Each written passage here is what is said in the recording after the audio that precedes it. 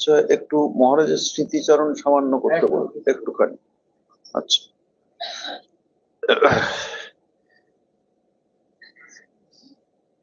প্রথমে আপনাদের সকলকে, আমাদের মহারাজজি সমেত আপনাদের সকলকে শুভেচ্ছা নববর্ষের। 1432 বঙ্গাব্দের শুভেচ্ছা, অভিনন্দন। সবাই সারা বছর শুধু নয়, সারা জীবন শান্তিময় জীবন লাভ করুন, শান্তিতে থাকুন, এই প্রার্থনা করি শ্রী আমাদের মহান ত্রয়ীর কাছে। শ্রী ভগবান আপনাদের হাত ধরে পরিচালিত করুন, আমাদের সকলকে তিনি নিয়ে চলুন অমৃতত্ব লাভের পথে, এই প্রার্থনা আজকের শুভ দিন। আর এটাও সৌভাগ্য যে আজকে এই বাংলা নববর্ষের 1432 বঙ্গাব্দের একবারে প্রথম দিনে আমাদের দিন বছর শুরু হচ্ছে। শুরুর দিনটিতে খুব আধ্যাত্মিক ভাবে মানুষ খুব হয়ে থাকে, ভাবিত হয়ে থাকে, স্পিরিচুয়ালি চার্জড হয়ে থাকে বিশেষ দিনগুলোতে। এখন নববর্ষ একই সঙ্গে ভারতবর্ষের অনেকগুলো স্টেটে আছে, তামিলনাড়ুতে, পাঞ্জাবে, এই সময়তে। তো সেইগুলোতেও একই দিনে পরেই নববর্ষের সময়। তো তারা সেই সময় স্পিরিচুয়ালি চার্জ হয়ে থাকেন। সেই সময় যদি কোনো শুভ চিন্তা করা যায় তাহলে অন্যান্য দিনে যে ফল লাভ হয় তার চেয়ে বহুগুণ বেশি ফল লাভ হয়। এটা সুবিধে। তাই বিশেষ তিথিগুলোকে কাজে লাগাতে হয়। তো আমরা যে সময়টা 1 ঘন্টা সময় বলার, সেটা প্রথম দিকে বলেছেন সিদ্ধেশানন্দজি মহারাজ যে একটু ওই মহারাজজির একটু স্মৃতিচারণ সামান্য একটু করে নি। এতক্ষণ আপনারা মুগ্ধ হয়ে শুনলেন, আমিও একটু সেই মহারাজের স্মৃতিচারণের প্রসাদ পেলাম এসে সামান্য, তো খুব ভালো লাগলো। আর যারা তার সঙ্গ করেছেন সেগুলো তো নিঃসন্দেহে সেগুলো মানুষকে উদ্বুদ্ধ করে, আমাদের প্রাণিত করে, ধর্মজীবনে এগুলো বিরাট সহায়। তো পূজ্যপাদ মহারাজজির সঙ্গে যে আমাদের অ্যাসোসিয়েশন, সেটা আমার জয়েনিং ছিল 86-এ। আমি এবং সিদ্ধেশানন্দজি মহারাজ একই সময়ে আমরা জয়েন করেছি মঠে। সেই সময় অনেকজন ছেলেরা সব এসেছিলেন জয়েন করতে। তো তখন সেই জয়েনিং এর দিন থেকেই বলতে পারেন তার সঙ্গ করার সুযোগ পেয়েছি 86-তে। কাজে সেই দিন থেকেই উনি তখন রামকৃষ্ণ মানে মিশনের যে পুরনো মিশন অফিস, সেখানে উনি ওই দায়িত্বে ছিলেন, ট্রেজারারের দায়িত্বে ছিলেন, এবং ওয়ান অফ দ্য ইম্পর্টেন্ট মানে দায়িত্বে বড় কাজে, আর one of the trustees also, এরকম ধরনের। তো তিনি থাকতেন খুব সিম্পল লাইফ নিয়ে ওই মঠ অফিসের পিছন দিকে, যেখানে প্রভানন্দজি থাকতেন জানেন, ওই বিল্ডিং এরই ওপরে একবারে শেষের ঘরটি। তো ওখানে থাকতেন এবং উনি বাড়ি থেকেই, পূর্বাশ্রম থেকেই খুব পরম ভক্তিমান ছিলেন, এটা শুনেছি আরো প্রাচীনদের কাছে। আর বাড়িতেই পূজা অর্চনা ইত্যাদি সমস্ত দেব দেবতার দেবদেবীর পূজা ইত্যাদি ছিল। সেজন্য উনি অসাধারণ ভক্তি নিয়েই এসছিলেন, আর সঙ্গে তাই তার স্ফুরণ হয়েছে বেশি। তা আমার কথা শোনা যাচ্ছে তো? সাউন্ডটা ঠিক আসছে তো? একটু একটু ভলিউমটা বাড়াতে হবে মনে হচ্ছে। হ্যাঁ, ভলিউমটা কম আছে। তো একটি বই বেরিয়েছে মহারাজজির জ্ঞানাঞ্জন নামে, আপনারা জানেন নিশ্চয়ই। স্মৃতিচারণের অনেক তাতে আছে স্মৃতিকথা। সে জ্ঞানাঞ্জনে যেটুকু আমার বলার সেটুকু ওতেই পাবেন আপনারা। তাতে একটা ছোট্ট আর্টিকেল একটু লিখেছিলাম স্মৃতিচারণে, নাম দিয়েছিলাম চরণ কমল পরে, ওটির নাম। তো ওইখানেই বলেছি যে তাঁর পূত সঙ্গ লাভে ধন্য হয়ে একদম প্রথম দিন থেকে একেবারে ঘরোয়া পরিবেশে তিনি যে ঘরে থাকতেন, সেই ঘরেই নিয়মিত সব নবাগত 20-22 জন আমরা ব্রহ্মচারী বাড়ি থেকে এসেছি সবে। সেই সময় যেদিনই ওনার কাছে পড়তো ক্লাস, এক একজন পালা করে করে দিতেন। কোনোদিন পূজ্যপাদ আত্মস্থানন্দজি মহারাজ, কোনোদিন গহনানন্দজি মহারাজ। তো ওনার কাছেও যেতাম মাঝে মাঝে। তো আমরা সবাই ওনার ঘরেই গিয়ে বসতাম, পাঠ হতো, একটু আলোচনা হতো, প্রশ্নোত্তর হতো, মহারাজ আমাদের কিছু প্রশ্ন, অথবা উনি অনেক সময় প্রশ্নের উদ্রেক করতেন, দিয়ে আমাদের জিজ্ঞেস করতেন, আমরা তার উত্তর চাইতাম ওনার কাছে বা বলতাম, এরকম। তো তার কথাবার্তায় প্রয়োজনীয় উপদেশগুলিতে অনেক কিছু শিখতে পারতাম। প্রথমত কোন রকম দূরত্ব অনুভব করতাম না।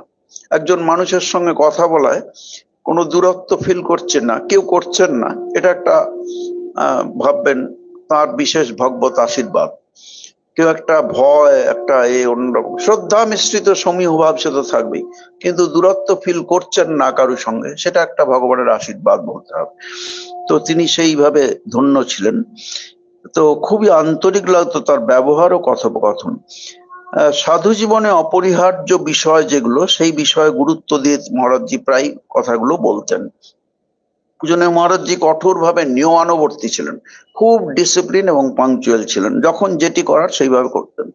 ঘরের জিনিসপত্র যে সামান্য ছিল, বেশি কিছু ছিল না, তো টেবিলে বা এতে যা কিছু থাকতো কাজ সঙ্গে সঙ্গে সেটা সেরে নিয়ে ছেড়ে দিতেন, এবং কিছু জমিয়ে রাখার বা কিছু রাখার মতো থাকতো।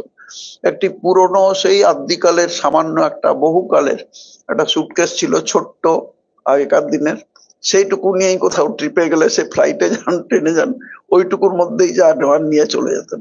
এখন দেখলে আপনারা ভাববেন বাবা এত দিনের সুটকেস কেন ব্যবহার করছেন। উনি চেঞ্জও চট করে করতে চাইতেন না। এটা তো এটা তার ছিল। তার মঙ্গল আরতি থেকে প্রচন্ড ব্যস্ত রুটিন, নিয়মানুবর্তী ছিলেন, প্রচন্ড ব্যস্ত রুটিন ও ভোরে নিত্য মঙ্গল আরতি দর্শন করতেন, আমরা দেখেছি। তার মুখমণ্ডলে শান্ত প্রসন্নতার ভাব দেখা যেত, বেশি কথা বলতেন না।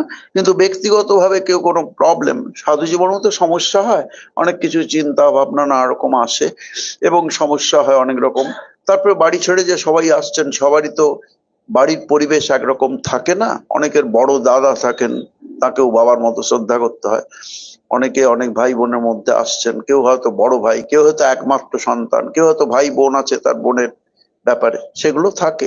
তখন সাজেশন গুলো উনি দিতেন খুব আন্তরিক ভাবে। তখন কিন্তু কথা কম বলেন বলে কোনো কৃপণতা করতেন না। আর যদি অফিসের কাজেও যারা যেতেন তারাও বলেছেন, আমি জিজ্ঞেস করেছি, যে তারাও খুব নিষ্ঠা ভরে সেই যেটা জানতে যেতেন একদম ক্লারিফাই করে দিতেন ভালো করে। উনি অ্যাকাউন্টস ভালো জানতেন, অনেক জায়গাতেই অ্যাকাউন্টস এর দায়িত্বে ছিলেন। পুজো এবং তন্ত্রধারকতা খুব ভালো রকম পুজো জানতেন, রান্না খুব ভালো জানতেন, এগুলো আপনারা স্মৃতিকথায় অনেকেরই পাবেন। খুব ভালো রান্না করতে পারতেন, রান্না করা না, রান্না করে অনেকে নিজে খেতে পছন্দ করে, উল্টোটা উনি রান্না করতে পারতেন এবং খাওয়াতে ভালোবাসতেন। সবাই খাচ্ছেন, এটা স্বামী বিবেকানন্দের একটা ভালো গুণ ছিল, আমাদের অনেক সাধুরই আছে, সেটিও ওনার ছিল। তো সঙ্গে এগুলো বিরাট সম্পদ যারা এগুলো করতে পারেন। তো কেউ ব্যক্তিগত বা অফিসের কাজ নিয়ে এলেও যথেষ্ট সময় দিয়ে তাকে সেটি বুঝিয়ে দিতেন। কোনো তার পোশাকে, ব্যবহারিক জিনিসপত্রে বিলাসিতার কোনো লেশ মাত্র ছিল না। যা নিজের করণীয় তা নিজেই করে নিতেন, সেটা অন্য কাউকে সাহায্য করতে দিতেন না। বৃন্দাবনে 3 বছর আমি ছিলাম পোস্টেড হয়ে, যেমন এখন গোলপার্কে আছি, তখন ওই ঠিক সন্ন্যাসের আগে 3 বছর ছিলাম। 92 থেকে মাঝামাঝি শেষের দিক থেকে 96 প্রথম দিক পর্যন্ত বৃন্দাবনে। ওই সময় পূজনীয় ধীরেন মহারাজজি, যাদের 50-60-এর বেশি বয়স, তারা জানেন, দেখেছেন। সুলভানন্দজি বেলুমঠে 38 বছর প্রায় পুজো করেছেন তিনি, খুব লম্বা, আপনারা দেখেছেন। ওনারও বাড়ির ওই রকম, বাড়িতে শ্রীকৃষ্ণের মন্দির ছিল, সেবা ছিল, সেজন্য উনিও পুজোতে এক্সপার্ট ছিলেন এবং বেলুমঠে 38 বছর একটানা পুজো করেছেন। তাকে পুজোর বিধি নিষেধ খুব ভালোভাবে জানতেন তিনি। তো ধীরেন মহারাজজি মানে সুলভানন্দজির সঙ্গে তিনি মাঝে মাঝে বৃন্দাবন আশ্রমে যেতেন। আমি যে 3 বছর ছিলাম সেই সময় 2টো টার্মে ওনাকে পেয়েছিলাম। একবার গিয়ে মাস 3 প্রায় থাকতেন একটানা, ওই জন্যই যেতেন থাকার জন্য, আশ্রম বাস করা, আশ্রমে থাকতেন। সেই সময় মন্দিরে আরতির সময় তো যেতেনই, মঙ্গল আরতি যেতেন, আমরাও যেতাম, দেখতাম। একবারে রেগুলার আসতেন, বেশ দূরত্ব ছিল মঙ্কস কোয়ার্টার্স থেকে ওখানে যাওয়ার, কিন্তু রাস্তাও ততটা ছিল না স্মুথ, কিন্তু যেতেন। আবার ওখানে মন্দিরে নাম সংকীর্তন হয়, পূর্ণিমাতে নাম সংকীর্তন, এই অমাবস্যায় নাম সংকীর্তন, একাদশী রাম নাম, তারপরে মায়ের নাম, স্বামীজির, এই ঠাকুরের নাম, এরকম প্রায় লেগেই থাকতো। অনেকবার নাম সংকীর্তন ছিল মাসে, প্রতি মাসে। তো সেগুলো প্রত্যেকটা উনি শেষ পর্যন্ত, প্রথম থেকে শেষ পর্যন্ত অ্যাটেন্ড করতেন বিভিন্ন তিথিতে। আর ওই ফুল বাংলা বলে একটা অনুষ্ঠান হয়, যারা ওদিকে গেছেন জানেন। ফুল বাংলা মানে বাংলার সঙ্গে মিশ্রিত অনেক টার্ম ওদিকে ব্যবহার আছে, কারণ বাঙালি রাজাদের সময়তেই বৃন্দাবনের যে রাজারা, তারা মহাপ্রভুর সময়ে তারা সব তার কাছে কৃপাপ্রাপ্ত ছিলেন এবং তাকে খুব শ্রদ্ধা করে তাকে গুরু রূপে বরণ করেন। সেই সময় সেই রাজারাই ওই মন্দিরগুলো রেনোভেশন কাজ করেন। ওই রাধাকুণ্ড শ্যামকুণ্ড এসব ছিল না তখন, ওই মহাপ্রভুই দেখিয়ে দেন। একই ভগবান তো লীলা করেন বিভিন্ন যুগে, যেইখানে ছিল খনন করলেই পাবে। এইভাবে অনেক মন্দির যা এরা ধ্বংস করেছে, যারা বিধর্মীদের বলে অনেকে ধ্বংস করেছে, সেগুলোকে আবার রেনোভেট করানোর কাজ সব মহাপ্রভুর সময় বিরাট বিরাট রাজারা করেছেন। তো সেই বাঙালি রাজারা, তো ওখানে প্রচুর বাঙালি ছিল একসময়, প্রায় 70%-এর মতো বাঙালি ছিল।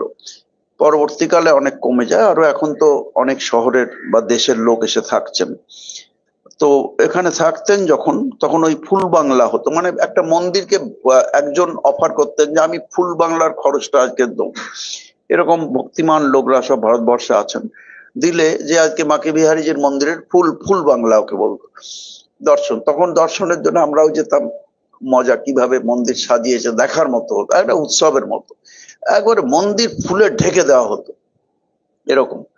তো ওই দেখতেও মহারাজ যেতেন ফুল বাংলা হলে। কিন্তু যখন মন্দিরে যেতেন দেখবেন মায়ের জীবনীতেও পাবেন কোনো বিশেষ ব্যবস্থা করা হতো, মহারাজ আপনাকে নিয়ে কোনো বিশেষ গাড়ি বা কিছু ব্যবস্থা করব, তো উনি সেটা বলতেন না, না আমি যেমন সবাই যায় রিক্সায় বাড়িতে যান সেরকম ভাবেই যাও। একদম বিশেষ কিছু পছন্দ করতেন না। তা নিয়মিত যেতেন দুজনেই সুলভানন্দের সঙ্গে, আমিও সঙ্গে যেতাম, কেননা সঙ্গে তো কেউ যাওয়া চাই আমাদের ওখানে, তাই আমি যেতাম। তো মন্দির দর্শনে গেলে যেখানে যখন যেতেন স্বাভাবিকভাবে ওই দিনে প্রচুর প্রচুর ভিড় হতো। আপনারা জানেন উত্তর ভারতে দক্ষিণ ভারতে যে মন্দিরগুলি আছে, আরতির সময় সবাই দাঁড়াবেন এবং নাম সংকীর্তন হবে, কি হয়তো কেউ নাচ করবেন, গান করবেন, নামাবলী করবেন, এগুলো কমন ওখানে। তো উত্তর ভারতে এগুলো আছে খুব। তো ওখানে যখন সবাই ওই ভিড়, সাধু ভক্তদের এবং প্রচুর ভক্ত একসঙ্গে, ওই ভিড়ের মধ্যে উনি আলাদা জায়গা কিছু চাইতেন না, ওইখানেই দাঁড়িয়ে ভিড়ের মধ্যেই এক দৃষ্টে একবারে অপলক দৃষ্টিতে দেবতার দিকে তাকিয়ে উনি জপ করতেন, মালাটি বের করে জপ করতেন। অত ভিড়ে ঠেলা ঠেলিয়েতে উনি নড়ে যেতেন না, একবারে এক দৃষ্টে দেবতার দিকে চোখও সরাতেন না, কোনো বিব্রত হচ্ছেন সেরকম ভাব ছিল না, একবারে শান্ত সমাহিত চিত্তে দেবতার দিকে তাকিয়ে জপ করতেন। আমি পাশে দাঁড়িয়ে দেখতাম। ওদের লক্ষ্য রাখাটাও আমার কাজ, ভিড়ের মধ্যে ঠেলাঠেলি, দুজনেই বয়স্ক যথেষ্ট আমার তুলনায়, তো সেই উনি অনেক বয়স্ক। তো এইসব সাধু দর্শনাদের ভিড়ের মধ্যে বিগ্রহ দর্শন করতেন। এছাড়া তিনি যখন ওখানে ওই আশ্রমে প্রয়োজনে তার ঘরে যখনই যেতাম কাজে কর্ম, অনেক সময় বেলুড় মঠের কোনো চিঠি গেছে ওনাকে সই করতে হবে, মহারাজ পাঠালেন, ওখানে সেক্রেটারি মহারাজ আমাকে পাঠালেন। ঘরে গিয়ে আমি যখন যেতাম দেখতাম তখনই জব করছেন, মানে জব করাই প্রায় দেখতাম। অনেকের এক একজন সাধুর এক এক রকম থাকে, কেউ হয়তো পড়াশোনা করছেন, সেরকম উনি জব করতেনই দেখতাম। কিন্তু ঘরে ঢোকায় উনি সঙ্গে সঙ্গে ঠিক একটু পরেই, মানে জপের জানেন একটা করে ফেজ শেষ হলে তখন উনি ঘুরে তখন কিছু জিজ্ঞেস করার আগেই আমি ধরিয়ে দিতাম, উনি সই টই যা করার করে দিতাম। আর আমিও কথা বলতাম না, ওনাকেও বলতে অ্যালাউ করতাম না, যে যাতে ওনাকে ডিস্টার্ব না করি, আমি চলে আসতাম। একাগ্র চিত্তে জপ করতেন, অপরিহার্য কাজে যেটুকু না দিলেই নয় দিয়ে সারাদিন প্রায় উনি জপ করতেন। মানে ধরুন খাওয়ার সময় খাওয়াটুকু হলো, তারপর আবার জপ করতে বসতেন। ওই ঘুমানো টুমানো এসব খুব কম ছিল। সূর্যাস্তের একটু আগে, ধরুন এই আধ ঘন্টাটা আগে দেখতাম ওই যে মঙ্কস কোয়ার্টার্স ওখানে দুটো আছে, একটা আমরা ওদিকে থাকতাম, একটা মঠ ক্যাম্পাস, ওখানে মঠও আছে মিশনও আছে। মিশন সেবাশ্রমে বিরাট হসপিটাল আছে, প্রায় 165 বেডের তখন ছিল, এখনো আছে, ফ্রি হসপিটাল, হাজার হাজার গরিব পেশেন্ট উপকৃত হয় ওখানে। 100 বছর পেরিয়ে গেছে, 125 বছরের কাছাকাছি প্রায় হচ্ছে। তো ওইখানের মঙ্কস কোয়ার্টার্স এর পিছন দিকে বেরোলেই, যেটা উনি থাকতেন মন্দিরের দিকে, মঠ ক্যাম্পাস, ওখানে বেরিয়ে সূর্যাস্ত পশ্চিম দিকে পুরো দেখা যায়। ওখানে আধ ঘন্টা আগে বেরিয়ে সূর্যের দিকে এক দৃষ্টে তাকিয়ে আর জপ করতেন। আমরা ওদিকে যে পেরিয়ে যাচ্ছি ওনার কিচ্ছু খেয়াল থাকতো না সেদিকে, ওদিকে ওটা যাতায়াতের পথ, কেউ যাচ্ছেন আসছেন, কোনো মিস্ত্রি বা কুলি কাজ করছেন ওখানে, ওতে কিচ্ছু ওনার এসে যেত না, এক দৃষ্টে সূর্যের দিকে, সূর্যদেবের দিকে তাকিয়ে জপ করতেন। লাটু মহারাজকে দেখবেন তার স্মৃতি কথায় পাবেন, লাটু মহারাজকে বলছেন আপনি সূর্যদেবকে প্রণাম করেন কেন? বাবা, সূর্য তো প্রত্যক্ষ দেবতা, জানো না? এই যে আমাদের অস্তিত্ব, এই যে কথা বলছি, খাচ্ছি, যা কিছু আমাদের অস্তিত্ব, এই যে পৃথিবীরই অস্তিত্ব, এই তো সূর্যের থেকেই, তাই না? সূর্য থেকেই ছিটকে বেরিয়ে এসে আমরা, আমাদের যা কিছু শক্তি সূর্য থেকেই।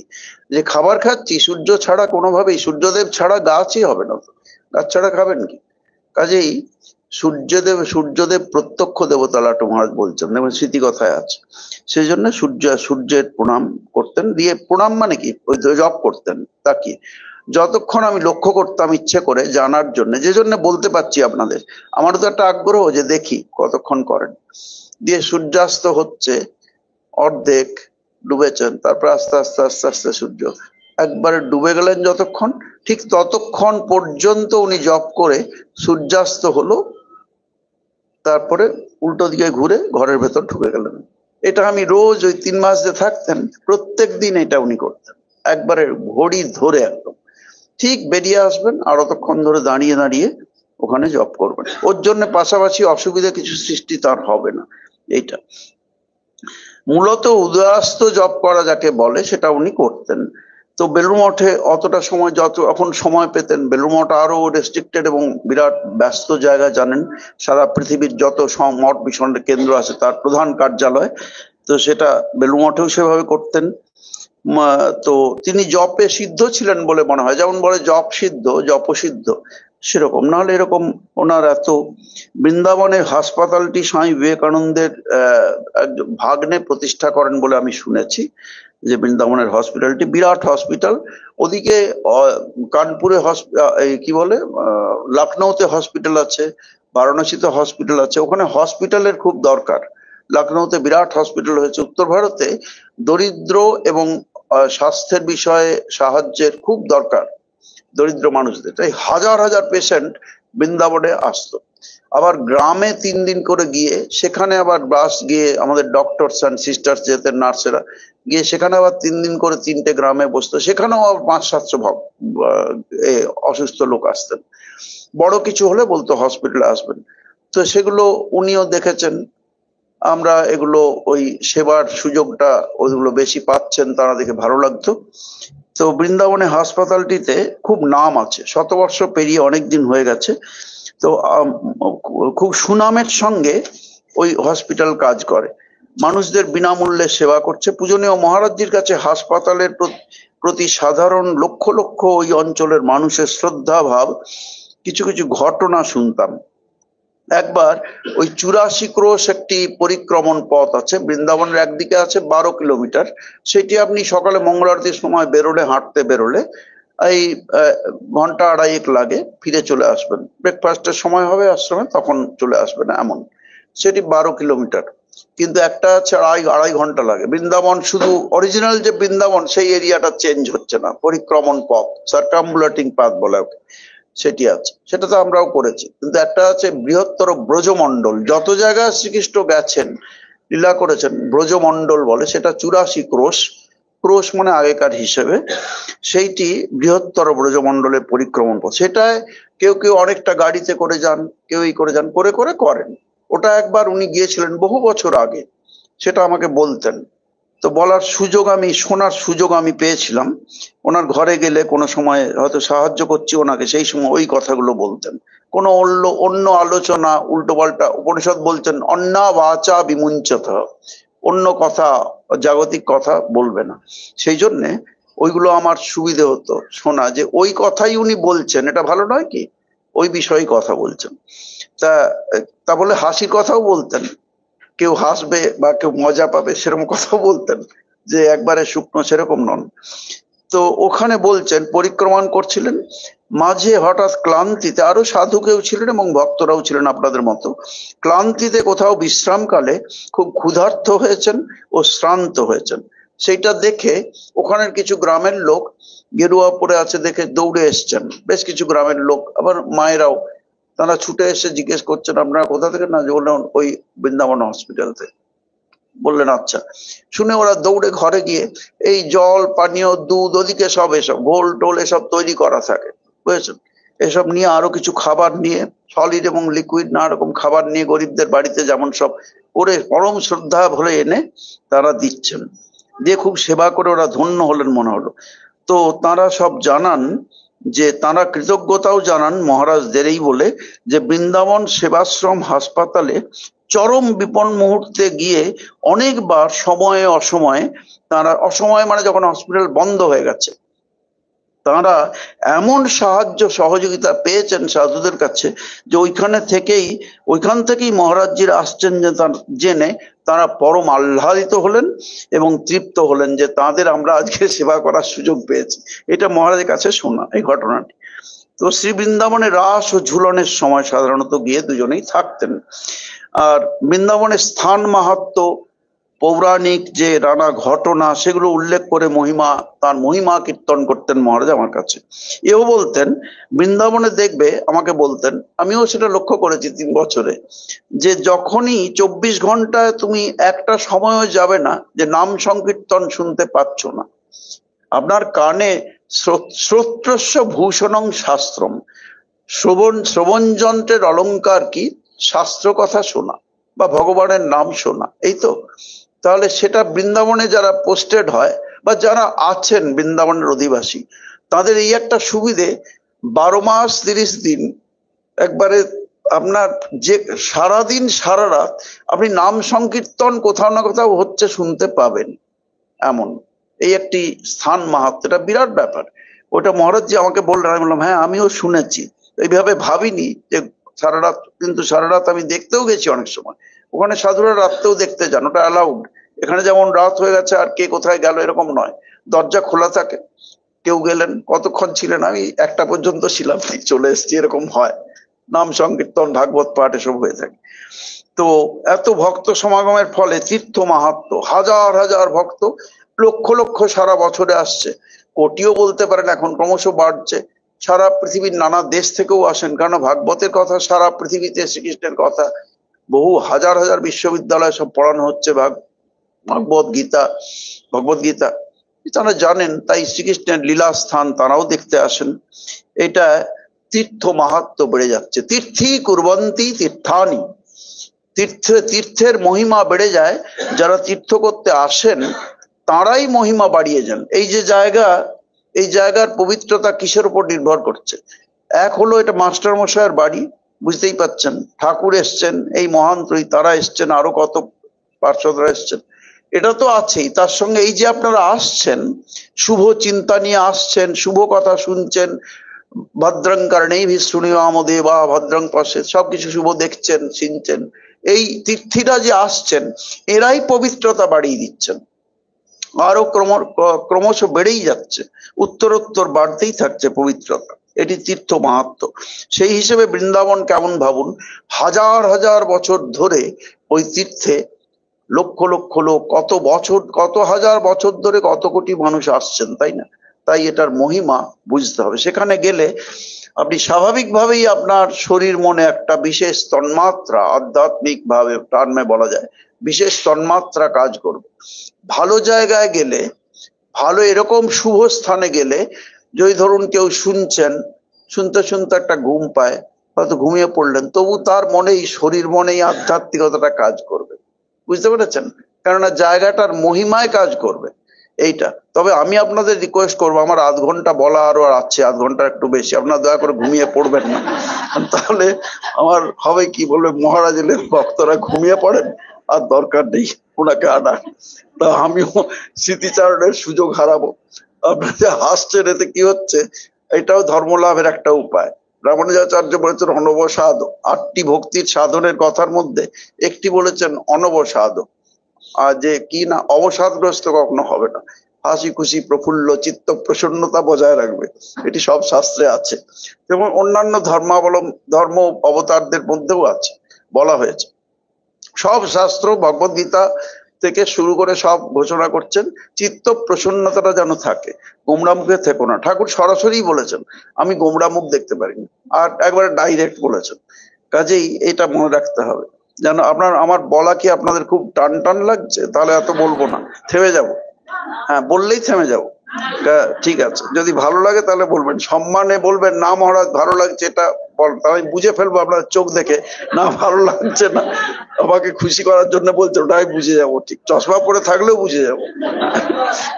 তো যাই হোক, এটা বৃন্দাবনের পৌরাণিক নানা ঘটনা উনি বলতেন, সেগুলো আমার লাভ হয়েছে শোনা, কারণ ওই ঘরে জেগেছি ওনার কিছু সেবা করার জন্য, এজন্য। তো এটা একটা বিশেষত্ব। শ্রীমৎ ভাগবত তাঁর ভালো পড়া ছিল। এগুলো অন্যদের স্মৃতিকথায় আরো ভালোভাবে পাবেন, অনেক প্রাচীন সাধুদের স্মৃতিকথা আছে। আমি যেটুকু দেখেছি আমার দৃষ্টিতে, আমিও তো একজন সাধারণ ছোট সাধু, ওনার সান্নিধ্য পেয়েছি, এটা আমি ধন্য হয়েছি।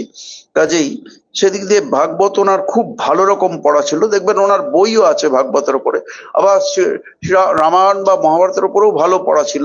উনি শাস্ত্রগ্রন্থ পাঠ ওনার ছোটবেলা থেকে ছিল, কাজেই রামায়ণের উপরেও বই আছে দেখবেন, রামের চরিত্রের।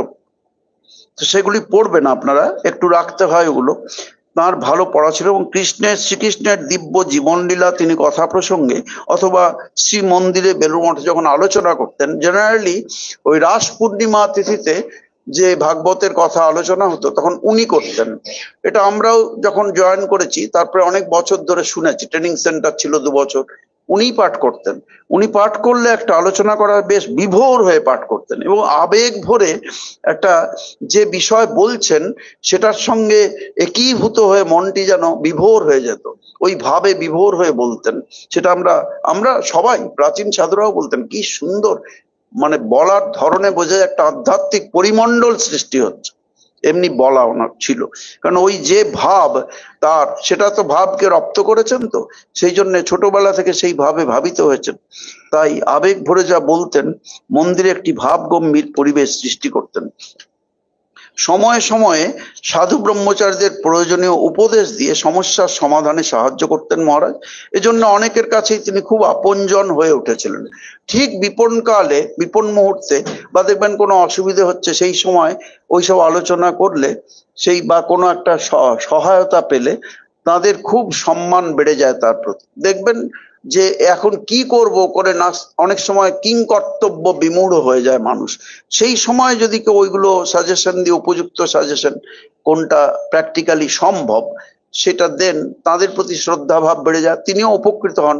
সেজন্য ধর্মজীবন কর্মজীবন আমরা দেখছেন সংসারে কত রকম ঘাত প্রতিঘাত উত্থান পতন আছে, তাই না? সেগুলো উনি খুব ভালো করে করতেন। তিনি সন্ন্যাসী হন সংসারী হন কোনো ব্যাপার ছিল না, তাই অনেকের কাছে তিনি আপনজন হয়ে উঠেছিলেন। সুষ্ঠু সুন্দর একটা সমাধান সূত্র গীতানন্দজি মহারাজ বের করবেনই, এরকম তাদের একটা ধারণা ছিল, এবং সেই ধারণা ফ্রুটফুল হতোই হতো। এটা তো একটা ভগবানের আশীর্বাদ, তাই না? সকলকে আপন করে নেওয়ার গুণ খুব ছিল তার মধ্যে। কারো অসহায়তায় কিভাবে তাকে সাহায্য করে কিছুটা কষ্ট বা দুর্গতি থেকে নাশ করা যায়, লাঘব করা যায়, সেটা তিনি ভাবতেন ও করতেন। সন্ন্যাস অনুষ্ঠানে তাকে, সন্ন্যাস অনুষ্ঠান সম্বন্ধে বলার নিয়ম নেই কোথাও, বা তার মন্ত্রতন্ত্র সব গোপন থাকে, সন্ন্যাসীরাই সন্ন্যাস দেখতে পারেন। তাতে আচার্যের একটি পদ থাকে, সেই আচার্যের পদে উনি থাকতেন। তো সেই সময়ে যখন উনি থাকতেন, একেই এইরকম ব্যক্তিত্ব, তারপর উনি আচার্যের পদে পাওয়ায় যাদের সন্ন্যাস হবে তারা খুব আনন্দ পেতেন। আগেই আলোচনা হতো যে গীতানন্দজি মহারাজ, পূজ্যপাদ গীতানন্দজি মহারাজ আচার্যের পদে থাকবে, সুতরাং সেটা তাদের খুব আনন্দ হতো। এখানে ওই রকম মানুষেরই দরকার হয়। মঠে কখনোই সন্ন্যাসীর সাধুদের অভাব হবে না, সবসময় এরকম বিরাট ধর্মসঙ্গে সব সময় ব্রহ্মজ্ঞ পুরুষ থাকবেন, উন্নত সাধু থাকবেন, আধ্যাত্মিকভাবে এনলাইটেন্ড সোল থাকবেন অনেক। এবং এই তারাই তো অনুপ্রাণিত করছেন মানুষকে, হাজার হাজার মানুষকে, কোটি কোটি মানুষ অনুপ্রাণিত হচ্ছেন অ্যাজ এ হোল রামকৃষ্ণ সংঘের মাধ্যমে, রামকৃষ্ণ মঠ বা রামকৃষ্ণ মিশনের মাধ্যমে। এমনকি আপনারাও যে আসছেন, প্রচার আপনারাও করছেন, আপনাদের আচার আচরণ দেখা, জানা, বলা, লোকের মধ্যে আলোচনা করা। আজ ভক্ত সম্মেলন আছে, কথামৃত ভবনে যাচ্ছি, এই যে বলছেন, এটাও রাস্তায় প্রচার হচ্ছে, কথামৃত ভবনের নাম শুনছে, আমরা যাচ্ছি, ভক্ত সম্মেলন জানছে। কেউ কখনো আসেননি, কিন্তু তিনি হয়তো এলেন, বসলেন, তারপর তিনি হয়তো আকর্ষণ বোধ করলেন, এরকম তো আমরা দেখি, আপনারাও নিশ্চয়ই দেখেন, তাই না? কাজে এটা তো কম কথা নয়, প্রচার আপনারাও করছেন, আপনাদের মধ্যে দিয়েও ঠাকুরের ভাব, সেই ভাব তরঙ্গ প্রচারিত হচ্ছে। এটা একটা আমাদের জীবন, তার আধ্যাত্মিক সমগ্র জীবনটি ছিল আধ্যাত্মিকতার একবারে স্নিগ্ধ মাধুর্যে মহিমায় পরিপূর্ণ ছিল। সেটা তাকে দেখলেই, কাছাকাছি একটু গেলেই বোঝা যেত। মিশনের সেবাশ্রম হাসপাতাল বৃন্দাবনে থাকাকালীন তার মেরুদণ্ডে একটা কোনো পেন ছিল, সেই পেনটা খুব চলতো একটা সময়, সেজন্য উনি একটা আয়ুর্বেদিক, আমার যতদূর দেখেছি শিশিটাতে, সেটা কেরলিয়ান একটা, কেরল ব্যাঙ্গালোর এইসব জায়গায় খুব ভালো ভালো আছে, মানে কর্ণাটক আয়ুর্বেদিক হসপিটাল আছে বিরাট বিরাট। আমাদের সাধুদের অনেকের মরণানন্দজিরও একবার দেখেছিলাম, একবারে মনে হবে কিছুতেই সম্ভব না, কিন্তু ওরা ঠিক সারিয়ে দেয়। তারপরে বহু বছর উনি ছিলেন সুস্থ শরীরে, এমন আছে চ্যালেঞ্জিং হয়েছে। আরো দেখেছি অনেক সাধু। তো ওই তেলটি উনি বলতেন এটা যদি কেউ মেরুদণ্ডে ওনাকে মালিশ করে, মেরুদণ্ডের উপরে মালিশ করা, সেটা তো নিজের দ্বারা সম্ভব না। তো সেটা নিঃসন্দেহে উনি চেয়েছিলেন একজন সাধু ব্রহ্মচারী কেউ হলেই ভালো হয়। তো উনি আমাকে সিলেক্ট করেছিলেন।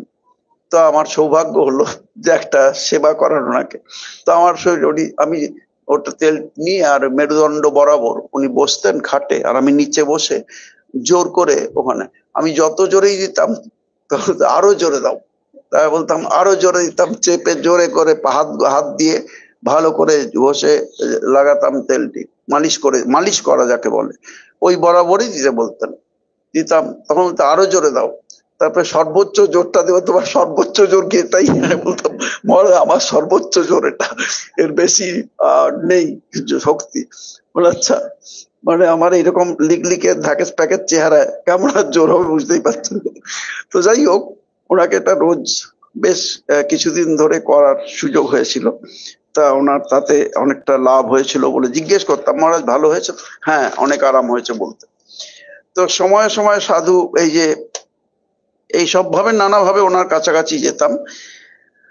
তা স্বামীজি বলেছেন পবিত্রতাই শক্তির উৎস, পবিত্র হও। দেববাণীতে স্বামীজি বলছেন পবিত্রতাই শক্তির উৎস। এই যে আপনারা শুনছেন, আসছেন, এখানে যোগাযোগ রাখছেন, যেন তেন প্রকারেণ আপনারা এই দিকে যে ভাবনা চিন্তা নিয়ে থাকছেন, পাঠ করছেন, রামকৃষ্ণ সংঘের সঙ্গে অ্যাসোসিয়েশন ভাবছেন বাড়িতে, এই সবই হলো পবিত্রতা সৃষ্টি করছেন নিজের মধ্যে। পবিত্রতাটা সংক্রামক, একজন পবিত্রতার ভাবে থাকলে তার দ্বারা অন্যরাও সংক্রামিত হয়। স্বামীজির কথা, পবিত্রতাটা সংক্রামক। যেমন একটা সংক্রমণ ব্যাধি কারোর মধ্যে এলে সেটা আরেকজনের মধ্যে চলে যেতে পারে, ঠিক পবিত্রতাও সংক্রামক।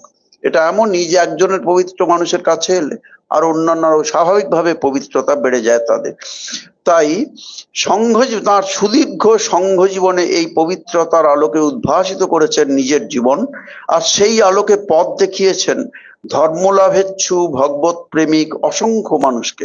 শুধু যে তার কাছে কৃপাপ্রাপ্ত আমরা বলি দীক্ষা লাভ করেছেন তারাই শুধু নন, বহু মানুষ এসছেন অনেক দেশ বিদেশের, অনেক বিদেশে ধরুন দীক্ষার ব্যাপারটা অনেকে বোঝেই না, অনেক মানুষ, লক্ষ লক্ষ মানুষ আছেন, এটা ভারতীয়রা বোঝেন সব দেশে বা এশিয়াটিক কান্ট্রিজের কিছু দেশ আমাদের সেন্টার, কিন্তু পাশ্চাত্য দেশে তো এসব ব্যাপারটাই, তাদের দীক্ষার ব্যাপারটা অন্যরকম ধরনের। তো খ্রিস্টানিটিতেও অন্যরকম। কাজেই তারা ধারণা না থাকলেও তারা তার ব্যক্তিগত সান্নিধ্যে এসে উপদেশ বা সাজেশন পেয়ে দারুণ উপকৃত হয়েছেন। তার মানে তার ভগবত শক্তির যে আলোক, তাই দিয়েই তিনি আধ্যাত্মিক শক্তির আলোকে আলোকিত করেছেন তাদের, এইটা আমরা দেখেছি। পরম পূজ্যপাদ মহারাজজিকে জানাই আমাদের ভক্তিপূর্ণ প্রণতি। সেই ধর্মজীবনে শ্রীগুরুর ভূমিকা, মানে এই যে আমরা ধর্মজীবন যাপন করব, এটি আমি ভাগ করে নিয়েছি আধ ঘন্টা করে দুটো ভাগকে। এরপরে ওই অংশটুকু বলবো, প্রথম পার্টটুকু শেষ হলো। আপনাদের কি ভালো লাগলো এটুকু? এর পরের অংশটুকু হলো গুরুকরণের প্রয়োজনীয়তা। তা যে এই একজন যে গুরুর কি দরকার আছে আধ্যাত্মিক জীবনে, ভারতীয়দের কাছে এগুলো অনেকেরই জানা, আর যে পড়াশোনা করেন সবাই, আমাদের শাস্ত্রগ্রন্থ প্রচুর আছে এবং সবাই পড়াশোনাও কম করেন না। নাটক, যাত্রা, থিয়েটার, মিডিয়া, আজকাল ইলেকট্রনিক মানে বৈদ্যুতিন মাধ্যম প্রচুর আপনারা জানতে পারেন। তথাপি একটা পড়ার চেয়ে শোনা ভালো, শোনার একটা দরকার আছে, তাহলে তাতে ভালো আরো বেশি ইমপ্রেশন হয়। তাছাড়া সন্ন্যাসীরা যখন বলছেন বা আধ্যাত্মিক পুরুষরা যখন বলেন, তখন তাদের থেকে একটা বিশেষ শক্তি স্ফুরিত হয় এবং সেটা তাদের মধ্যে বিশেষ শক্তি সঞ্চার করে। কারণ এই কথা শব্দ ব্রহ্ম, শব্দের মধ্যে দিয়ে তাদের যে একটা যোগ স্থাপন হয়। ধরুন কেউ সামনে দিয়ে পেরিয়ে গেল, চোখ বন্ধ থাকলেও বোঝা যায় একটা যেন বিচ্ছেদ হলো। এই জন্য একাগ্র চিত্তে শুনতে হয় এবং যাতে সবার একাগ্রতার হানি না হয় সেরকম ব্যবস্থা করেই বসতে হয়, যাতে ঠিকভাবে যেন একভাবে আমরা শুনতে পারি, কোনো শান্তি বিঘ্নিত না হয়, সেইভাবে একাগ্র হতে হয়। তো আমরা এই যে ইষ্ট দেবতা এবং গুরু বলি, ঠাকুর কথামৃতে পরিষ্কার বলেছেন আসলে সচ্চিদানন্দই গুরু। যিনি ইষ্ট দেবতা আমরা বলছি, ধরুন ভগবান আমাদের, আপনি বলবেন শ্রীরামকৃষ্ণদেব, উনিই কিন্তু গুরু, উনিই গুরু, উনি ইষ্ট দেবতা। কিন্তু সংঘ শরীর মানেই সেখানে একজন তার প্রতিনিধি হিসেবে কেউ এসে সামনে, আপনার সামনে গুরু রূপে এসে তিনি আপনাকে শ্রী ভগবানকে কি করে পাবেন, সেই মন্ত্র দীক্ষার মাধ্যমে সেটা করেন। সেই জন্য তাকে গুরু রূপে চিন্তা করতে হয়। তারপর কিভাবে ধ্যান করবেন এটা আমাদের বলার নিয়মও নেই, আর আমরা বলবো না। সেটি যারা দীক্ষিত হন তখন পরিষ্কার করে বুঝিয়ে দেন আমাদের সংঘ গুরুরা যে কিভাবে ধ্যান করবেন। কাজেই গুরু যার মাধ্যমে আপনি দীক্ষা কৃপাপ্রাপ্ত হচ্ছেন তাকে ধ্যান করবেন, কিন্তু মনে রাখবেন সব সময় শ্রীরামকৃষ্ণই আপনার গুরু এবং ইষ্ট দেবতাও। কাজেই তার মাধ্যমে, যার মাধ্যমে পাচ্ছেন, আপনাকে ভাবতে হবে শ্রীরামকৃষ্ণের প্রতিনিধি হিসেবে তার আপনার সামনে এসে তিনি আপনাকে তার কাছে যাওয়ার সুযোগ করে দিচ্ছেন। কেমন? কাজেই তাকে সেইভাবে শ্রদ্ধা সহকারে দেখতে হবে। ধর্মজীবন ধর্মলাভেচ্ছুদের কাছে শ্রীগুরুর ভূমিকা এবং গুরুকরণের প্রয়োজনীয়তা, এইটি সম্পর্কে বললে বক্তব্য বিষয় শেষ হবে। গুরু শব্দটি অর্থ ভারী। এটা এত ভাস্ট সাবজেক্ট যে এটা নিয়ে দিনের পর দিন, মাসের পর মাস আলোচনা করা যায়। এত এই গুরুর বিষয়টি, এটি তন্ত্রশাস্ত্রে ভালো ভালো শাস্ত্রমূলক, ভারতীয় তন্ত্র সাধনার উপরে শাস্ত্রমূলক ভালো ভালো গ্রন্থ আছে, বিশাল বিপুল আকৃতির ভলিউমিনাস বুক খুব, সেগুলো পড়লেও আপনারা জানতে পারবেন। তবু সংক্ষেপে শোনায় আপনারা জানতে পারবেন কিছু, যে কেন দরকার হয়। গুরু শব্দটির অর্থ হলো ভারী। আমরা বলি না যে কেউ কিছু গুরুপাক রান্না খাবে না গরমকালে, গুরু মানে কি এখানে ভারী, বুঝতে পেরেছেন? সেই গুরু একই অর্থ। গুরু শব্দটির অর্থ ভারী। কথামৃতে শ্রীরামকৃষ্ণ সুন্দর উপমা দিয়েছেন, দেখবেন যে হাওয়াতে কাঠগুলো একটা পাখি বসলেই ডুবে যায়। একটা পাখি বসলো, কাকে হয়তো বসলো, বসেই দেখবেন ডুবে যাচ্ছে, উড়ে যায় আবার, দেখেছেন তো? গঙ্গায় কাঠ অনেক ভেসে যায়, কিন্তু অনেক ভারী ভারী কাঠ আছে, সেইগুলোর ওপরে লোকে মালপত্র নিয়ে যায়, হাতিও যদি চড়ে যেতে পারে, এমন থাকে ভারী কাঠ। তাহলে তার কাজ কি? সে ভারী মানে ভার বহন করতে পারে। তাই ভারী কাঠ জীবজন্তুকেও বয়ে নিয়ে যেতে পারে, মানুষকে বয়ে নিয়ে যেতে পারে। গুরুও ধর্মলাভেচ্ছুদের ভার বহন করে নিয়ে যেতে পারেন। ব্যাপারটা বোঝা গেল? ভারীর সঙ্গে সম্পর্ক, ভারী, তিনি ভার বহন করতে পারেন, নিজের তো পারেন নিজের ধর্ম জীবনের জন্য, এবং এমন ভাবে তিনি পারেন শক্তিশালী যে অন্যেরও ভার নেওয়ার ক্ষমতা হয় তার। সেই জন্যেই অন্যের ভার নিতে পারেন বলেই তিনি গুরু। দীক্ষার অর্থ শব্দটি, এটি তন্ত্রশাস্ত্রের মধ্যে সব বিস্তারিত ব্যাখ্যা আছে। আমি কোনো বানিয়ে বলছি এরকম ভাববেন না, যে সেগুলো তন্ত্রশাস্ত্রের ব্যাখ্যাই বলা হচ্ছে। দীক্ষা শব্দটিতে দুটি শব্দ আছে, দি আর স আছে, তাই না? ক বুদ্ধন্য স। দি মানে আপনারা বললে মুখস্থ হয়ে যাবে, দেখুন বলতে পারেন আমার বলার পরে। দি মানে বলুন, দিয়তে জ্ঞান ও সদ্ভাব, জ্ঞান ও সদ্ভাব দান করেন। দীক্ষা মানে কি হয়? দীক্ষার মাধ্যমে দিয়তে জ্ঞান ও সদ্ভাব, গুরুদেব কি করেন? জ্ঞান ও সদ্ভাবকে জাগিয়ে তোলেন। এই যে জ্ঞান ও সদ্ভাব জাগছে বলেই তো আপনারা এখানে শোনার আগ্রহ। বলছেন ভালো লাগছে, মানে কি ভালো লাগছে? তার বক্তার ক্রেডিট নয়, ক্রেডিট হলো আপনার ভেতরে ভগবান আছেন বলেই ওটা ভালো লাগছে, তার প্রতি ভালোবাসা আছে বলেই ভালো লাগছে, মানে সেই জ্ঞান ও সদ্ভাব জেগেছে বলেই ভালো লাগছে।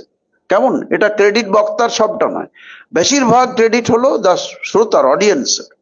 তার মধ্যে জ্ঞান ও সদ্ভাব জেগেছে, তাই জ্ঞানের কথাগুলো, আধ্যাত্মিক জ্ঞানের কথাগুলো তার ভালো লাগছে। তাহলে দিয়তে জ্ঞান ও সদ্ভাবও বলুন। আর স আছে, ক্ষীয়তে পশু বাসনা বা ক্ষীয়তে ভোগ বাসনা, ভোগ বাসনাকে কমিয়ে দেয়। ভোগ বাসনায় তীব্রতর হলে পশু বাসনার মতো হয়ে যায়, মানুষের মধ্যেই পশু ভাব আছে। ভোগ বাসনাকে ক্ষীয়তে মানে ক্ষয় প্রাপ্ত করে দেয়। দীক্ষার দ্বারা দুটো কাজ হয়, দিয়তে জ্ঞান সদ্ভাব, জ্ঞান সদ্ভাবকে জাগিয়ে তোলে, আর ক্ষীয়তে ভোগ বাসনা, ভোগ বাসনাটাকে কমিয়ে দেয়। কাজেই এই দুটো কাজ দীক্ষার দ্বারা হয়ে যায়। সেই জন্য যারা নিষ্ঠা সহকারে গুরুদেবের আদেশ পালন করে চলবেন, উপদেশ, তাদের এটা লাভ হবে। এখানে গুরুতে দুটি শব্দ আছে, গু আর রু। এটি শ্লোকে আছে, গু শব্দ অন্ধকার স্তাৎ, রু শব্দ স্তর নিরোধক। তা অন্ধকার নিরোধত্বাৎ গুরুরিত্যা বিধীয়তে, এটি কুলার্ণব তন্ত্রে 17 সংখ্যক শ্লোকে আছে। এই তন্ত্রশাস্ত্রেই এগুলো বিশেষ বিস্তারিত ব্যাখ্যা আছে। এই মন্ত্র সম্বন্ধে তন্ত্রশাস্ত্র, যার আবার চর্চাটা বাংলাদেশে, এই বাংলায়, মানে বাংলা মানে ভাববেন না পশ্চিমবঙ্গটুকু, বাংলা, আসাম, উত্তর ত্রিপুরা, এই যে জায়গাগুলো বাঙালির জায়গা, এই জায়গায় শত শত বছর ধরে এই তন্ত্র সাধনার অনেক কাজ হয়েছে। তন্ত্র সাধক, বিরাট বিরাট তন্ত্র সাধক জন্মেছেন, তার চর্চাও হয়েছে বাংলায়। এই বিষয়ে বাঙালিরা খুব ভালো জানেন, সেই জন্যে অনেক তন্ত্রশাস্ত্র এখানে গড়ে উঠেছে। মন্ত্রের বিজ্ঞান যে, সেগুলোই তন্ত্রশাস্ত্র। তো তাতে বলা হচ্ছে এইটি যে কুলার্ণব তন্ত্রে, যে গু শব্দ অন্ধকার, গু শব্দ মানে হলো অন্ধকার, আর রু শব্দ মানে নিরোধত্ব। রু শব্দ হলো অন্ধকারকে দূর করে দেয়, তার নিরোধক, তাকে দূর করে দেয়। তাহলে গুরু শব্দ মানে কি? অন্ধকারকে দূর করে দেয়, যা অন্ধকারকে আসতে দেয় না, আলোতে রাখবে, তিনি গুরু। এটির মানে অজ্ঞান অন্ধকার, তমসো মা জ্যোতির্গমে, অন্ধকার থেকে জ্যোতিতে নিয়ে চলো। কোন জ্যোতি? অমৃত জ্যোতিতে। তাই গুরু কি করেন? অন্ধকার থেকে আলোকের পথে, অমৃত আলোকের পথে, যে আলোক অমৃতত্ব দান করে, সেই আলোকের পথে নিয়ে যাওয়া। অন্ধকার, অজ্ঞান হলো অন্ধকার। অজ্ঞানকে অন্ধকারের সঙ্গে বেদ এর মধ্যেও অন্ধকারকে, অজ্ঞানকে অন্ধকারের সঙ্গে তুলনা করা হয়েছে। অজ্ঞানটা কি? শত শত জন্মের অজ্ঞানতাটা আছে, সেটা অন্ধকার। অজ্ঞানতাটা দূর হয়ে গেলেই আলোক প্রকাশিত হয়ে পড়বেন। কেমন? এটা করতে কত সময় লাগে? বেশি সময় লাগে না, এটা খুব স্বল্পেই হয়ে যেতে পারে। ঠাকুরের উদাহরণ বলছেন যে একটা ঘরে 1000 বছর একটা ঘর অন্ধকার হয়ে আছে, একটা ঘর এইমাত্র অন্ধকার করা হলো, কিন্তু যেই দেশলাই কাঠি জ্বালা হলো, সঙ্গে সঙ্গে সব অন্ধকার সঙ্গে সঙ্গেই চলে যায়। ওটা 1000 বছর বলে ধীরে ধীরে যায় না। তাই গুরু কি করেন? অন্ধকারকে দূর করে দিতে পারেন। একজন সদ্গুরু সঙ্গে সঙ্গে তার অনেকভাবে তার আধ্যাত্মিক উন্নতির পথকে সুগম করে দিতে পারেন। কিন্তু যিনি শিষ্য, যিনি গ্রহীতা, তারও তো কাজ আছে। একজনকে দেবেন, আপনি তেলকে ঢালবেন বা ঘিকে একটা পাত্রে ঢালবেন, ঢালার পরে দেখলেন যে 500 গ্রাম ঘিকে ঢালার পরে দেখলেন সকালে উঠে সেই মাটির বা কোনো একটা পাত্রে ঢেলেছেন, ওটা সব শোক করে নিয়েছে। তাহলে সেই পাত্রটা ধারণ ক্ষমতাটা নেই, ওটা শোক করার ক্ষমতা ভালো আছে। 500 গ্রামের চলে গেছে 400 গ্রাম, 100 গ্রাম তলায় পড়ে আছে, তাহলে হলো না। তাই ধারণ পাত্রের উপরও নির্ভর করছে গুরুর প্রদান, তাই না? তো এটা কিন্তু আপনারা সবাই মুখস্থ করে নেবেন। দীক্ষা মানে দিয়তে জ্ঞান সদ্ভাব, ক্ষীয়তে ভোগ বাসনা। এটাই দীক্ষার মূল। ভোগ বাসনাকে কমিয়ে দেয় আর জ্ঞান সদ্ভাবকে বাড়িয়ে দেয়। তো বহু জন্মের অজ্ঞানতায় সত্য আবৃত থাকেন, এটা কি করতে পারেন? আলোক প্রদর্শন করেন, জানান কি পথ অবলম্বন করে ধর্মলাভ সম্ভব। তার জন্য যে লিটারেচার, যে বই পড়া, গ্রন্থ, আমাদের রামকৃষ্ণ বিবেকানন্দ সাহিত্যের তারা বলে দেন এই বই পড়বেন, আর সেখানেই তো পড়া শেষ নয়, এটা চলতেই থাকবে। এই পড়াশোনা যেন প্রত্যেক দিন স্বাধ্যায়, মানে পড়াশোনাটা যেন চলতে থাকে, প্রতিদিনই করা চাই। প্রতিদিন যদি খাওয়ার এবং অন্যান্য কাজের সময় পান, স্বাধ্যায় কথাটি বলুন সবাই, স্বাধ্যায়।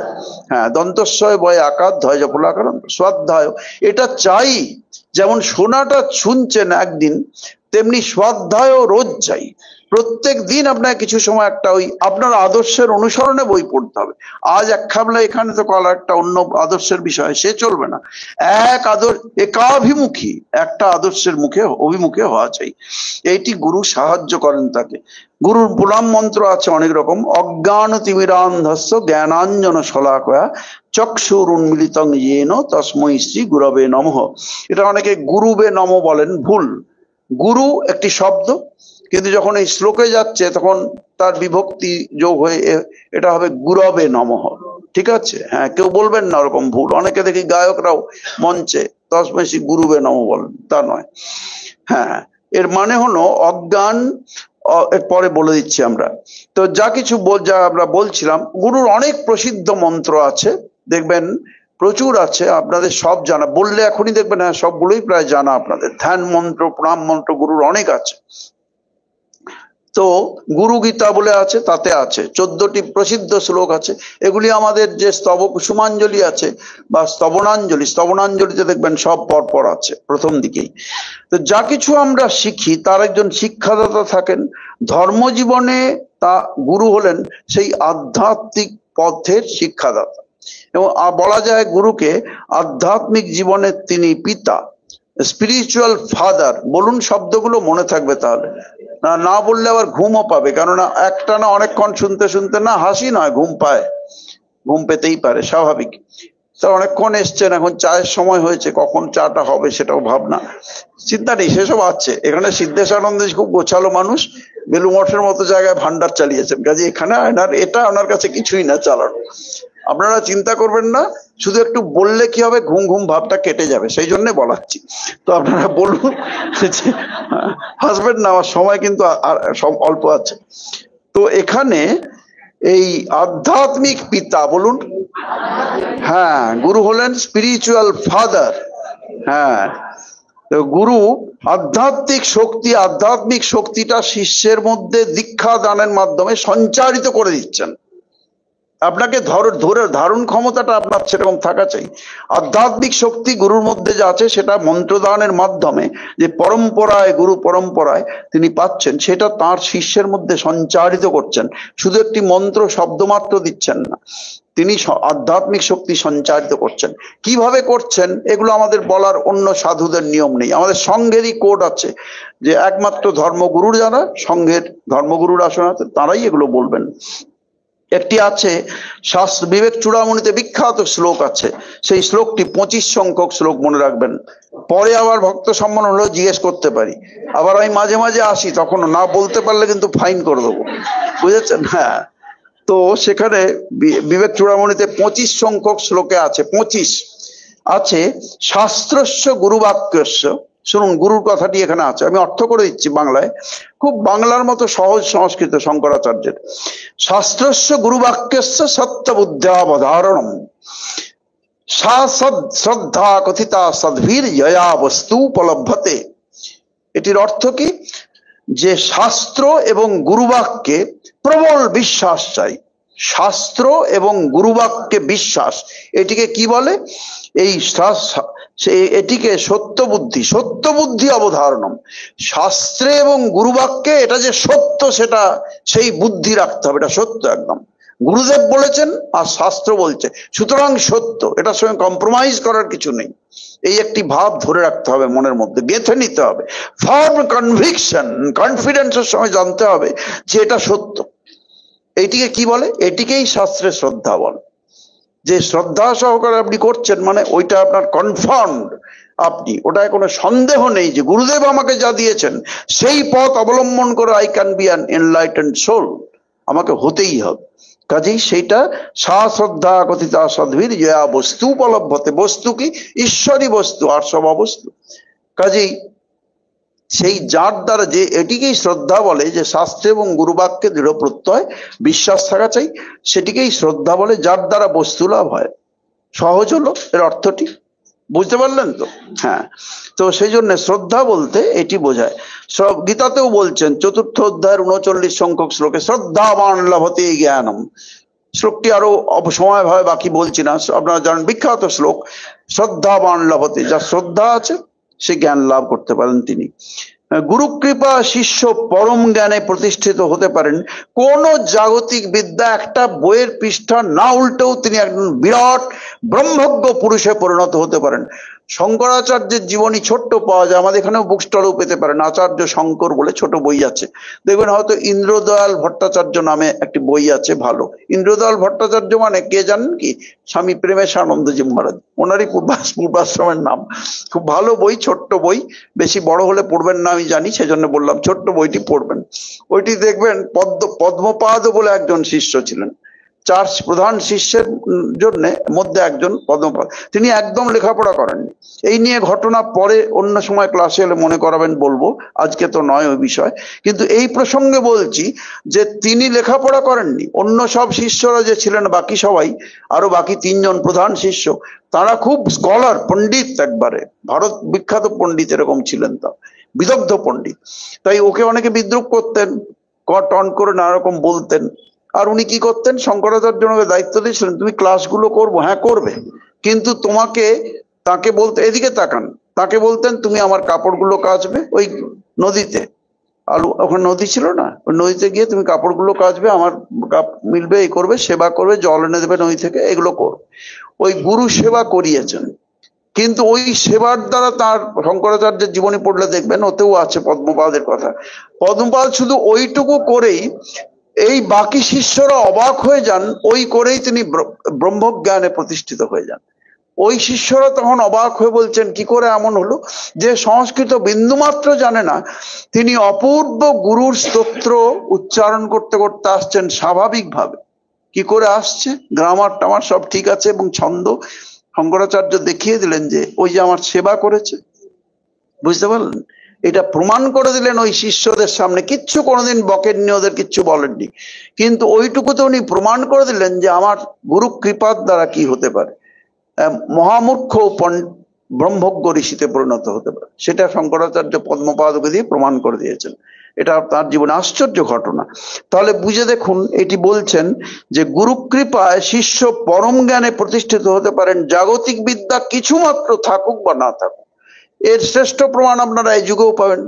লাটু মহারাজ ছিলেন, নিজে কিচ্ছু জানতেন না, লেখাপড়া কিচ্ছু না, কেমন কথাগুলি দেখবেন বাংলা হিন্দি মিশিয়ে একটা অন্যরকম কথা বলছেন। স্বামীজি মাঝে মাঝে মজা করে কিছু করতে বলেন, দুজনের মধ্যে দুষ্টু, দুজনেই দুষ্টু, এও দুষ্টু ও দুষ্টু, সেটা বোঝাতে স্বামীজি কিছু বলেছেন, একদিন একটা বাংলা প্রভাব ব্যবহার করেছেন, তো ওরা তো এরকম ধরনের দুজনেই দুষ্টু।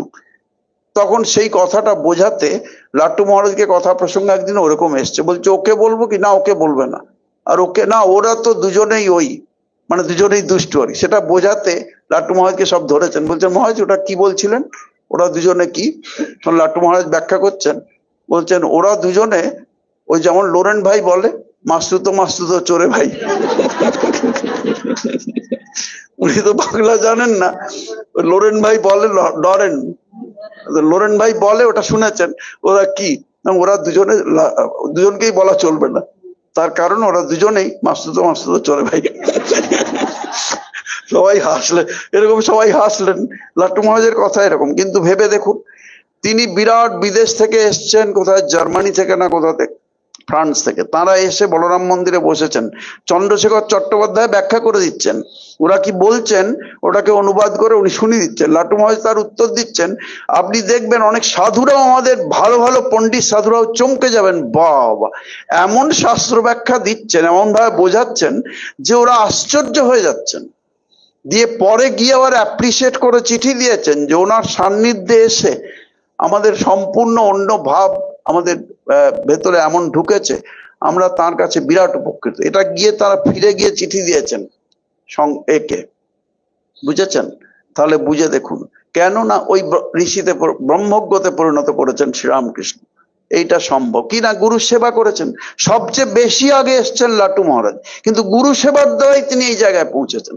স্বামীজি থেকে শুরু করে সবাই তাকে প্রণাম করতে চাইতেন, অনেকে প্রণাম করে নিতেন, কেন না তিনি বেশি ঠাকুরকে সেবা করার সুযোগ পেয়েছেন ফিজিক্যালি, তাই না? তার দ্বারাই এই অবস্থায় পৌঁছেছেন। তাহলে বুঝে নিন গুরু সেবার দ্বারা কি হতে পারে।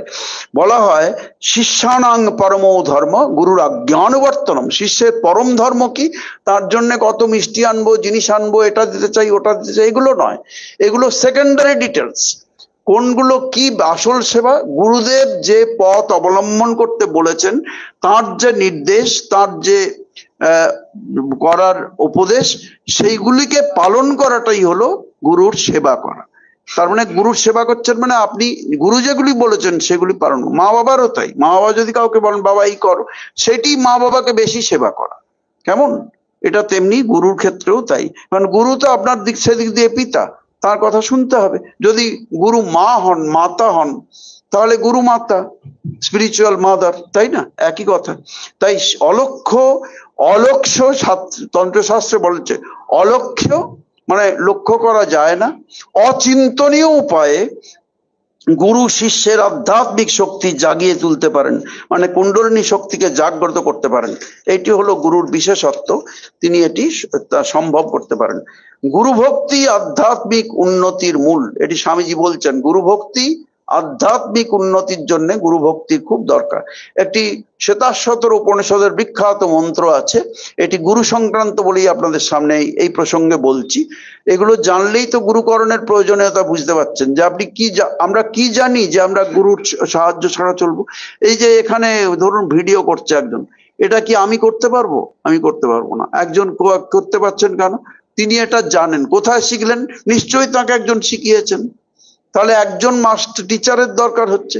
তিনি বয়সে ছোটও হতে পারেন। আমি অনেক সময় এই জিনিস যন্ত্রপাতি কিছু জানি না, হাজার হাজার স্টুডেন্টসরা আসছে, ছাত্রছাত্রী আসছিল, তারা আমার হাঁটুর কাছে বয়স, কিন্তু আমি যখন বলি এটা জানি না, এটা জানেন না, দাঁড়ান আমি দেখিয়ে দিচ্ছি, পরে অনেকে দেখিয়ে দেয়, তাহলে সে তখন আমার কাছে তো সে শিক্ষাদাতা হচ্ছে বা দাত্রী।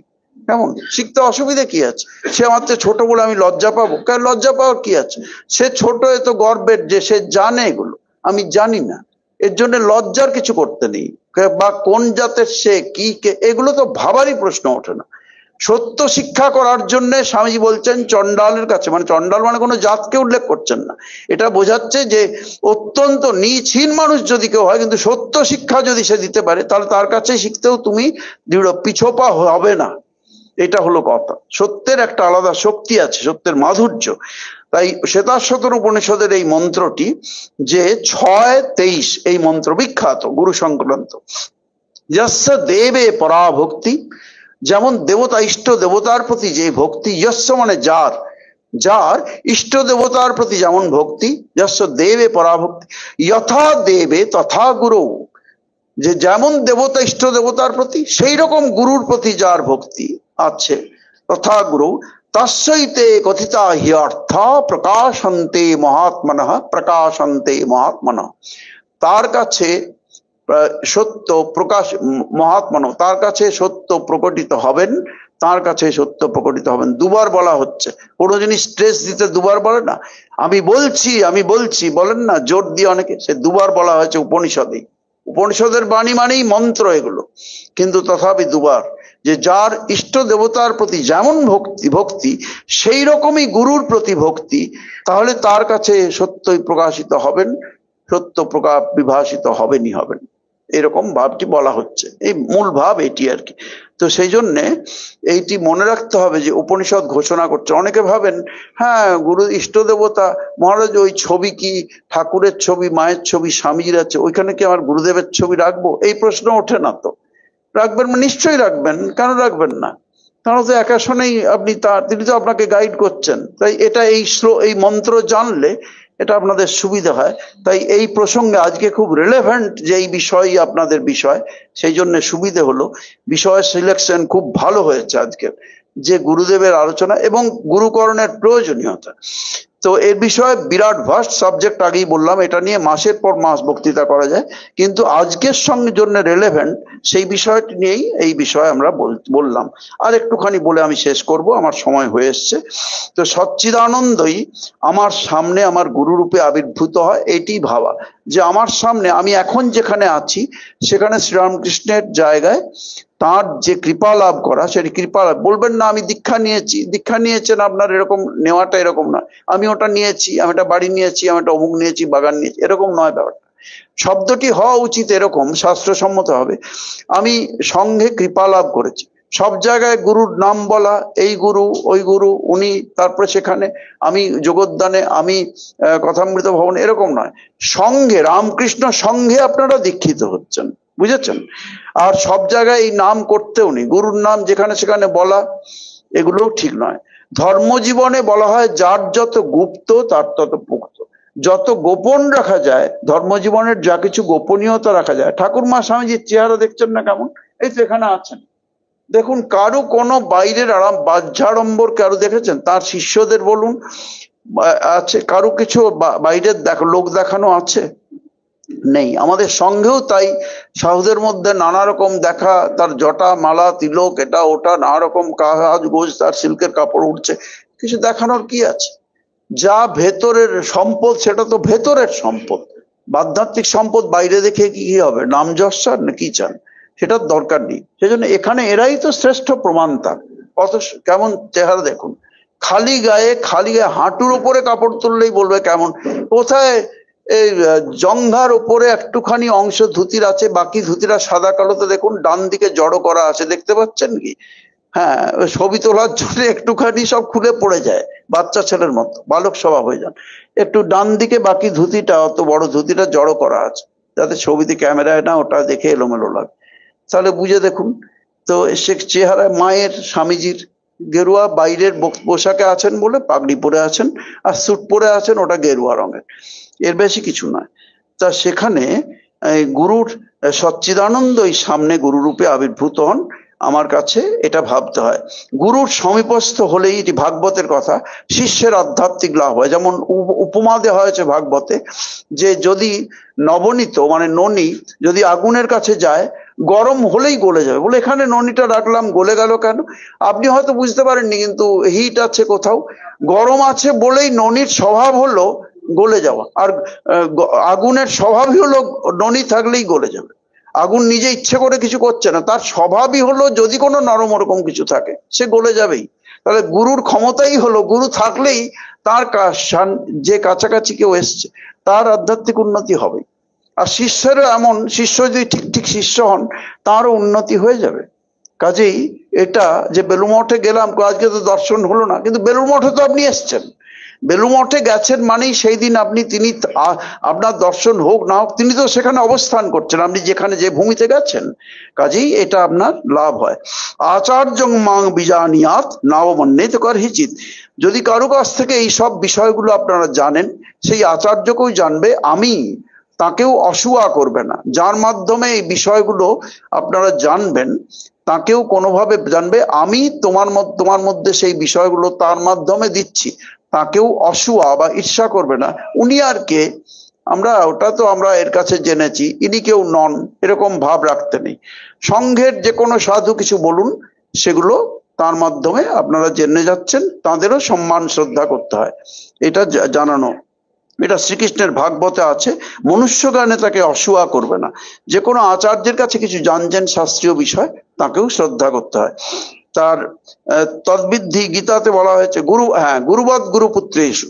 গুরুপুত্রেষু মানে ধরুন সঙ্গে অনেক সাধু আছেন, কেউ বলবেন আমার ছেলেটাকে ভর্তি করতে হবে, যিনি হেডমাস্টার তার সঙ্গে দেখা করি, তাকে প্রণাম করে তাকে কিছু দিয়ে উপহার দিয়ে বললেন প্রতিষ্ঠ করছেন।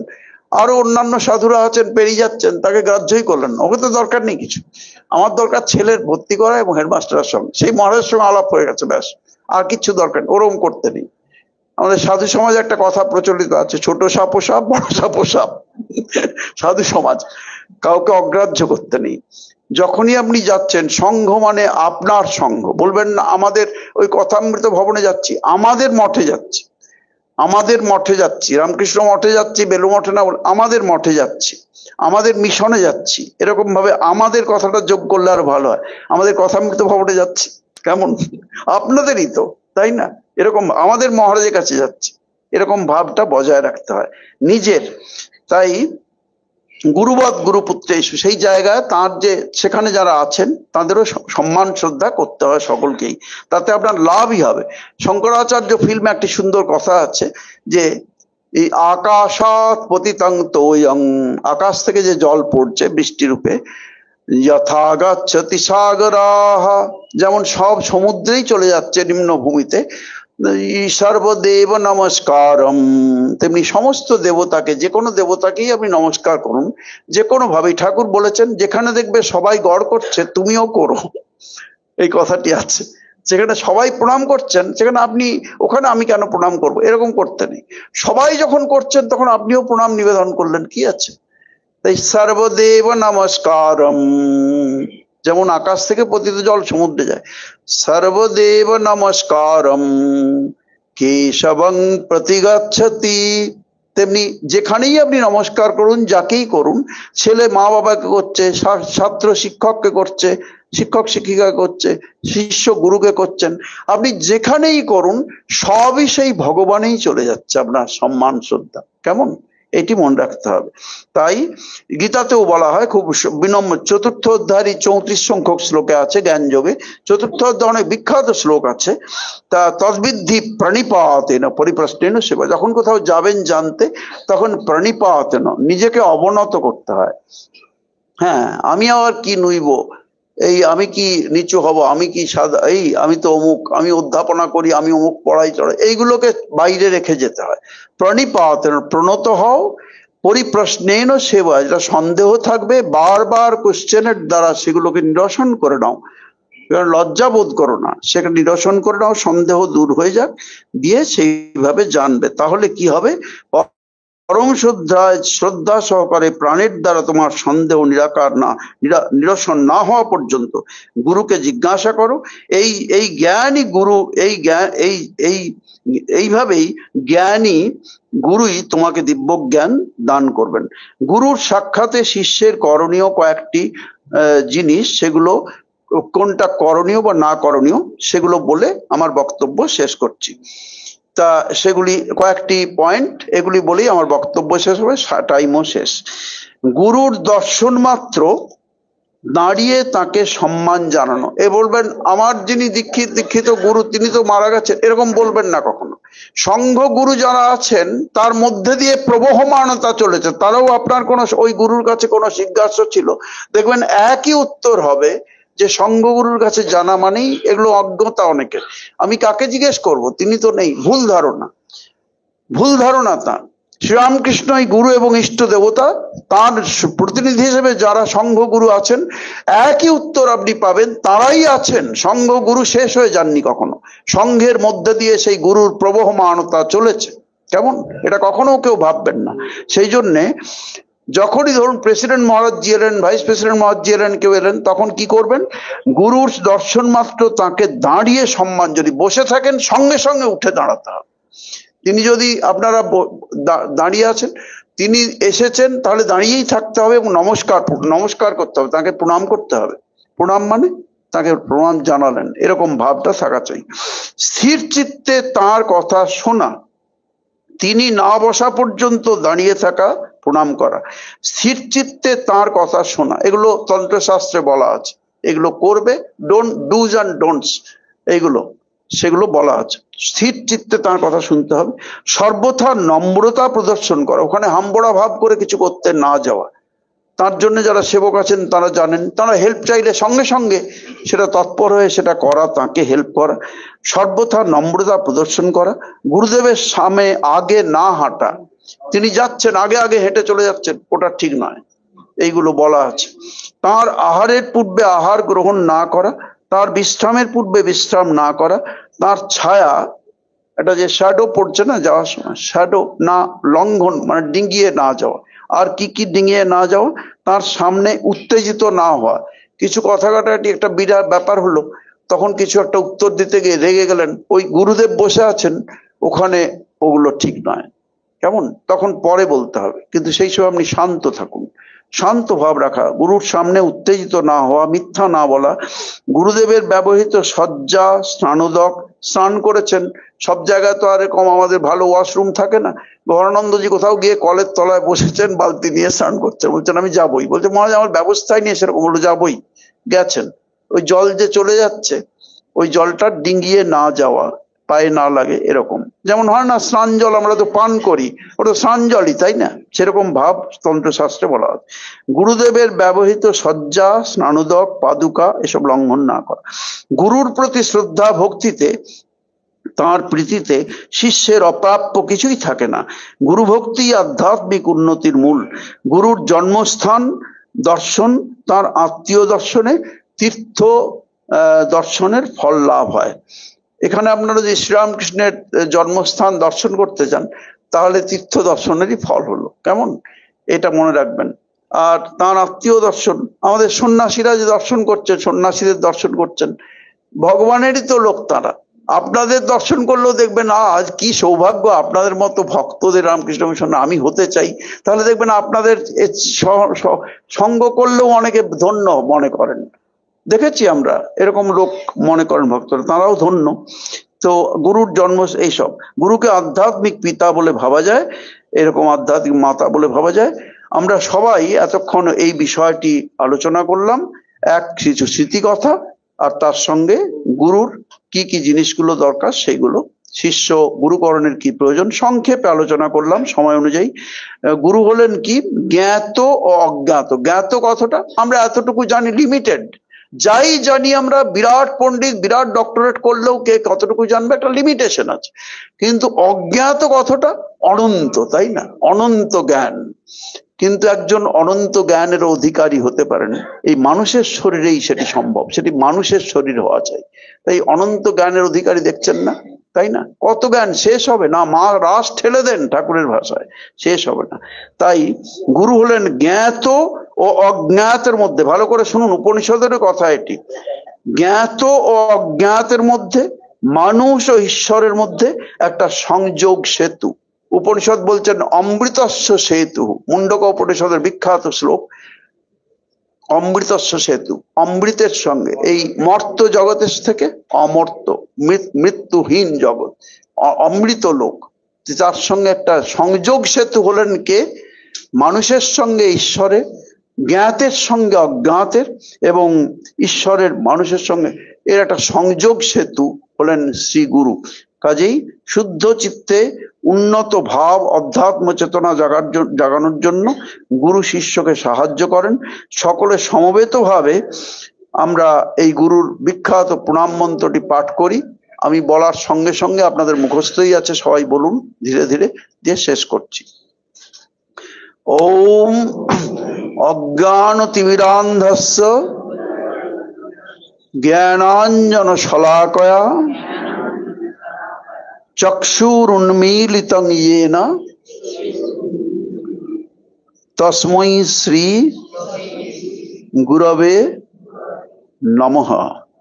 এটির অর্থ, গভীর অন্ধকারের মতো অজ্ঞান যিনি জ্ঞানরূপ কাজল পরিয়ে চক্ষু উন্মিলন করে দেন। কোন চক্ষু? জ্ঞান ও চক্ষু উন্মিলন করে দেন, সেই গুরুকে প্রণাম করি।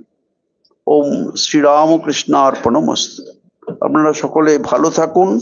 আজকের এই শুভ দিনে, এমন একটি পবিত্র দিনে এই সব আলোচনা এবং গুরুর নাম নিয়ে, সংঘের আমাদের সদ্গুরুদের আলোচনা নিয়ে, উপনিষদের বাণী, এই সব কিছু নিয়ে আমরা যে আজকে কাটালাম কথামৃত ভবনের মতো পবিত্র তীর্থক্ষেত্রে, এটা আমাকেই নিজেকে ধন্য মনে হচ্ছে এই সুযোগ। অবশ্য আমার আদৌ আসার কথা ছিল না।